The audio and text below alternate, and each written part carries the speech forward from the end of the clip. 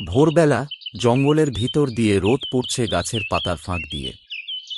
এই জঙ্গলের এক কোণে থাকত ফিরো, এক বুদ্ধিমান শিয়াল। তার চোখে ছিল তীক্ষ্ণ বুদ্ধির ঝিলিক আর মন ছিল শান্ত।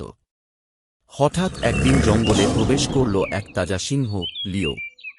তার গর্জনে কেঁপে উঠল বন, আর সব ছোট প্রাণী পালিয়ে গেল ভয়ে।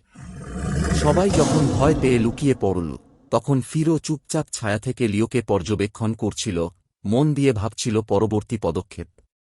একদিন ঝর্ণার ধারে মুখোমুখি হল ফিরো আর লিও। লিও গর্জে উঠল, আর ফিরো শান্তভাবে হাসল। ফিরো বলল, মহারাজ, আপনার জন্য একটা সুখবর আছে। কাছেই এক গুহায় রয়েছে অনেক ধনরত্ন। তারা পৌঁছল সেই গুহার কাছে। বট বট গাছ আর লতা দিয়ে ঢাকা, গুহাটি যেন কোনো প্রাচীন রহস্য লুকিয়ে রেখেছে। লিও গুহায় ঢুকে পড়ল সাহসের সাথে।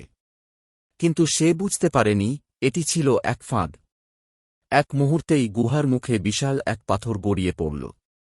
লিওর গর্জন আটকে গেল সেই অন্ধকারের ভিতর। ফিরো ধীরে ধীরে হেঁটে চলল জঙ্গলের গভীরে, পেছনে ফেলে গেল এক শিক্ষা: শক্তি যদি বুদ্ধির সাথে না চলে, তবে তা সর্বনাশ ডেকে আনে।